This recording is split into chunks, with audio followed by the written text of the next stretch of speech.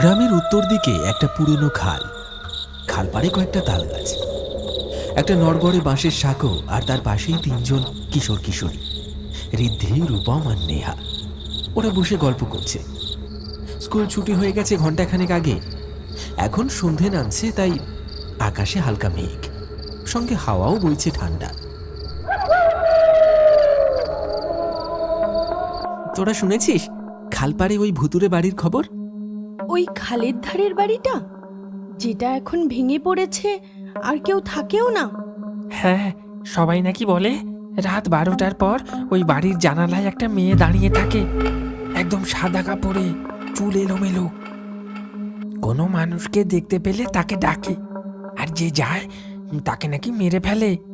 আমিও শুনেছি এই কথা। ওটা ছিল জমিদারের মেয়ের আত্মা। বিয়ের আগের রাতে গায়ে আগুন লাগিয়ে আত্মহত্যা করেছিল। গল্প তো কত শুনলাম, এবার যদি সাহস থাকে চল নিজেরাই গিয়ে দেখি ওই বাড়ির ভেতরে সত্যি ভূত আছে নাকি শুধু গাঁজা খুঁড়ি। সত্যি যাবি ওই বাড়িতে আজ রাতে? কেন, ভয় লাগছে নাকি? তোর আবার ভূতের ভয় বেশি। ভয় পাই না, কিন্তু ওই জায়গাটা ভালো না। গ্রামের সবাই বারণ করে। তাই তো বলছি, আজ তিনজনে যাব, গিয়ে দেখবো সত্যি ভূত আছে নাকি সবাই গাঁজা খুঁড়ি বলে বেড়ায়। ঋদ্ধি, রূপম আর নেহা তিনজনই ছোটবেলা থেকেই পাশাপাশি বাড়িতে বড় হয়েছে। এই গ্রামে তাদের নাম সবাই জানে, চঞ্চল, কৌতূহলী আর একটু বেপরোয়া। প্রতিদিন সন্ধেবেলা স্কুল শেষে তারা চলে আসে খালপাড়ে সাঁকোর ধারে এই মাচায়। সেখানে গল্পের ফাঁকে হাসি, খুনসুটি আর মাঝে মাঝে ভয়ঙ্কর ভূতের গল্প। আজও ঠিক তেমনই সন্ধ্যা, আকাশে হালকা মেঘ করেছে, বাতাসে এক অদ্ভুত ঠান্ডা গন্ধ।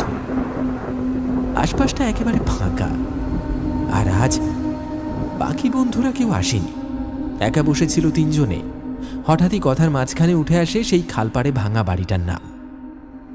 একটা পুরনো ভাঙাচোরা বাড়ি, যেটা ঘিরে বছরের পর বছর ধরে চলে আসছে ভয়ানক সব কানাঘুষো। লোকের মুখে শোনা যায় ওই বাড়িতে রাত হলেই জ্বলে ওঠে আলো।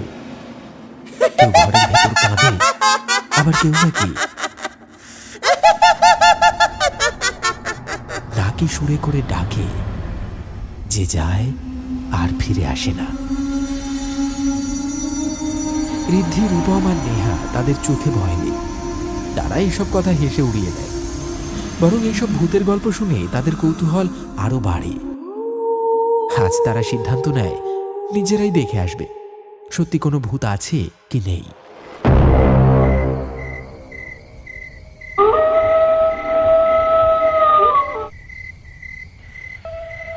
তিনজনেই হাতে লাইট নিয়ে রওনা দিয়েছে সেই ধ্বংসপ্রায় বাড়ির দিকে। চারপাশ নিস্তব্ধ, ফাঁকা রাস্তা ধরে ধীরে ধীরে হেঁটে চলেছে তারা। রাস্তার পাশে বিশাল ঝোপঝাড় আর বাতাসের শোঁ শোঁ শব্দ, ঝিঁঝি পোকার একটানা ডাক আর মাঝে মাঝে কোলা ব্যাঙের চিৎকার। বাতাসে হঠাৎ করেই ঠান্ডা আর ভারী একটা অনুভূতি ছড়িয়ে পড়ে। রূপম হালকা কাঁপতে কাঁপতে বলে, এই রাস্তা দিয়ে তো দিনের বেলাতেও লোক হাঁটে না, আর আমরা যাচ্ছি এই অন্ধকারে। ভূত থাকলে তো ভালোই, সামনাসামনি দেখা যাবে। ভূতের গল্প শুনে শুনে আর কতকাল চলবে বল। নেহা কিছু বলে না, তার চোখে ভয়, কিন্তু পা থামে না। এক অজানা টানে সে এগিয়ে চলে সেই বাড়ির দিকে, যেখানে হয়তো সত্যি কেউ অপেক্ষা করে আছে, অপেক্ষা করে আছে শুধু ওদের জন্য।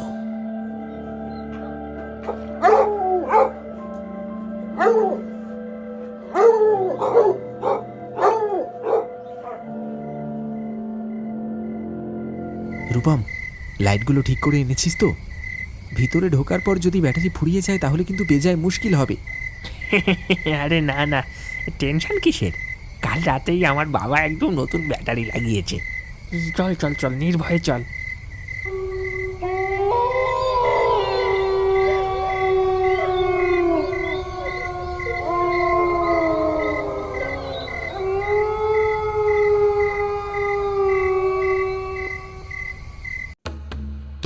ঋদ্ধি, রূপম, একটা কথা বলি শোনো।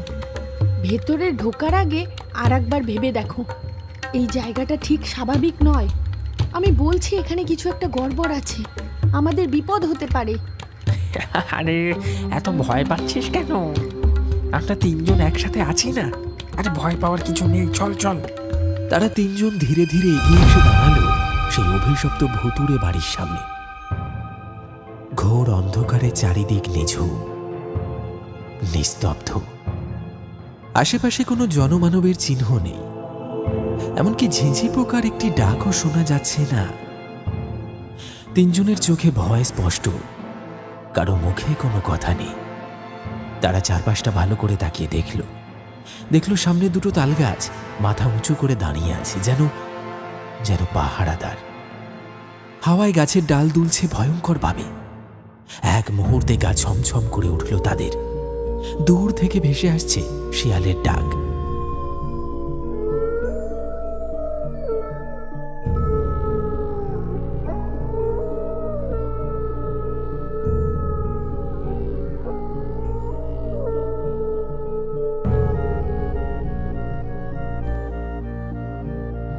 বাড়ির সামনে ভাঙা কাঠের গেটটা বাতাসে অল্প অল্প দুলছে।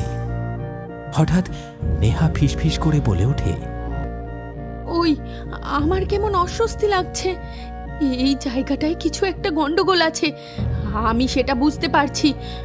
আমাদের ভেতরে যাওয়া ঠিক হবে না। নেহা, আমরা ভাবতুম তুই খুব সাহসী, কিন্তু তুই যে একেবারে ভিতর ডিম। তুই আমার সাথে চল, ভিতরে কিছু নেই রে। তিনজন ধীরে ধীরে কাঠের দরজাটা খুলে বাড়ির ভেতরে পা রাখল। মেঝেতে ধুলো জমে আছে, বাতাসে একটা পোড়া কিছুর গন্ধ, পুরনো ছাই, পোড়া কাঠ আর কিছু একটা পচে যাওয়ার মতো গন্ধ। ঘরের দেয়ালগুলোতে পুরনো সব ছবি, জমিদার পরিবারের স্মৃতি। কিছু ঝুলে আছে, কিছু আবার পড়ে আছে মেঝেতে। গ্লাস ভাঙা, ফ্রেম পোড়া। তারা তিনজন আলাদা হয়ে আলতো পায়ে এদিক ওদিক হাঁটছে। এমন সময় হঠাৎ নেহা খেয়াল করল ঘরের ভেতরে কেউ একজন হেঁটে হেঁটে যেতে যেতে যেন অদৃশ্য হয়ে গেল। ছাড়বো না, কাউকে ছাড়বো না, সবাইকে মেরে ফেলবো। রূপম, আমি কিছু দেখেছি। একটা ছায়া গেল ওই ঘরের দিকে। কই, কোথাও কেউ নেই তো। তুই এখানে কাকে দেখলি? আমি একটু আগেই দেখলাম এক মহিলা ঘরের ভেতরে হেঁটে যাচ্ছিল, কিন্তু হঠাৎ করে হাওয়ার মতো মিলিয়ে গেল। নেহা সামনের ঘরটার দিকে এক দৃষ্টিতে তাকিয়ে রইল। সবাই তাকে অনুসরণ করে। সে এক দৃষ্টিতে তাকিয়ে আছে সেই খোলা দরজার দিকে। কয়েক সেকেন্ড আগেও সেখান দিয়ে কেউ হেঁটে গিয়েছিল।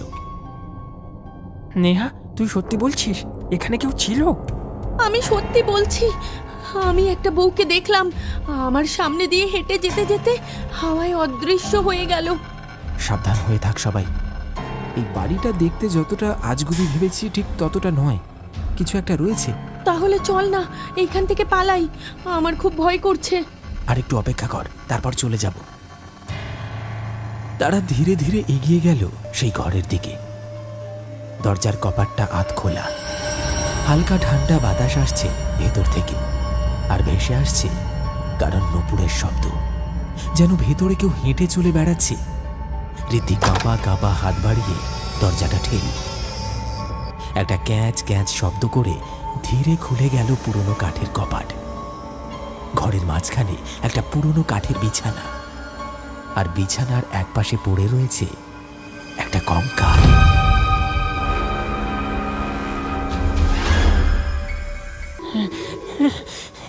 বিছানায় কেউ এক সময় পড়ে মরেছিল, আমি শিওর। না না, এটা খেলা না, এই বাড়িতে কিছু একটা আছে। ও চায় না আমরা এখানে থাকি। ও আবার জেগে উঠেছে, আমাদের কাউকে ছাড়বে না। তারা পালাতে যাবে, ঠিক তখনই ঘরের জানালার কাঁচে হঠাৎ দেখা গেল একটা মুখ। সাদা পোড়া দগদগে, চোখের জায়গায় কেবল কালো গর্ত, আর ঠোঁটে এক ফাঁকা বিকৃত হাসি।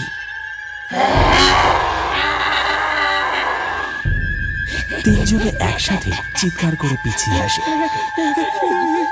হঠাৎ করে দরজাটা ভেতর থেকে বন্ধ হয়ে যায়।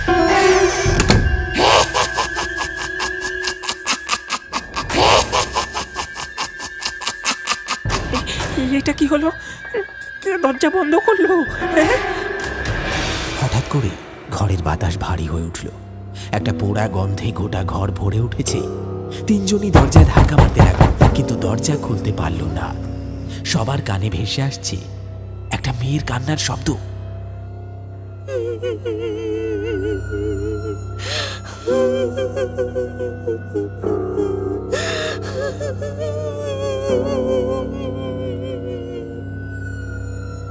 কে আছেন? দয়া করে আমাকে যেতে দিন। আমাদের ভুল হয়ে গেছে। আমরা আর কোনোদিন আসবো না। তোরা কেন এসেছিস আমার ঘরে? তোরা জানিস না আমি এই ঘরেই থাকি? তোরা আমাকে কেন বিরক্ত করতে এসেছিস? আমি তোদের কাউকে ছাড়বো না। আমরা এত কিছু জানতাম না। আমরা শুধু জানতে চেয়েছিলাম এই কথা সত্যি কিনা। সব সত্যি, কিন্তু তোরা এসেছিস মজা নিতে। সবকিছুতেই হাসি ঠাট্টা।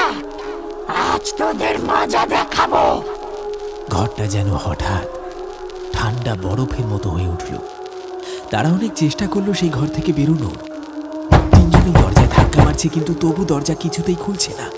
আর ঠিক তখনই নেহা ধীরে ধীরে পেছনে তাকালো আর দেখতে পেল ঘরের এক কোণে একটা নারী মূর্তি সাদা পোড়া শাড়ি পরে দাঁড়িয়ে আছে। চুল এলোমেলো, মুখে আগুনের পোড়া দাগ, আর চোখ দুটো পুরো কালো, যেন শূন্যতা। রূপম, রূপম, ওটা কে?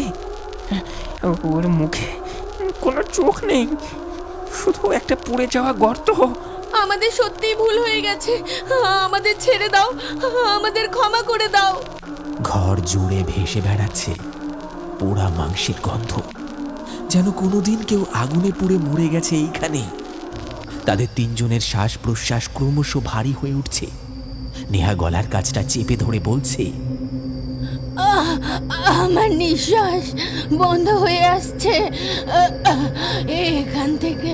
এখান থেকে বেরোতে হবে এক্ষুনি। ঋদ্ধি দেয়ালের কোণে ঠেস দিয়ে দাঁড়ায়, ঘামছে। তার চোখের সামনে সেই ছায়ামূর্তি ধীরে ধীরে উপরের দিকে উঠতে শুরু করে। তার চোখ দুটি এখন আগুনের মতো জ্বলছে দাউ দাউ করে। মুখে সেই বিভৎস হাসি আর ছেঁড়া দাঁত।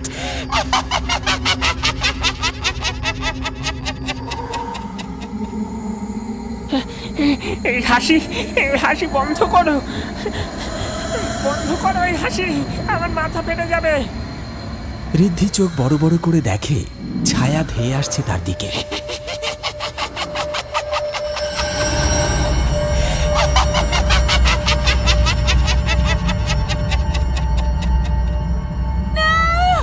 নেহা হঠাৎ করে আর্তনাদ করে মাটিতে পড়ে যায়।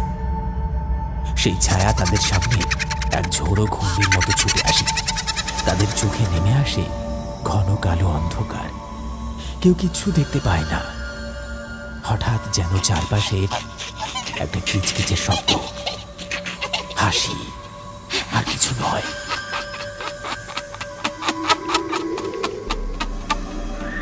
তিনজন মাটিতে ঢলে পড়ে। সকাল হতেই বাড়ির ভেতর থেকে পাওয়া গেল তিনজনকে, ঋদ্ধি, রূপম আর নেহা জ্ঞানহীন অবস্থায়। গ্রামের লোকজন ধরাধরি করে তাদেরকে বাড়িতে নিয়ে আসে। তিনজনেরই আস্তে আস্তে জ্ঞান ফিরে আসে। তারা বুঝতে পারে সত্যি সেই বাড়ির ভেতরে সেই মেয়েটির আত্মা এখন রয়েছে।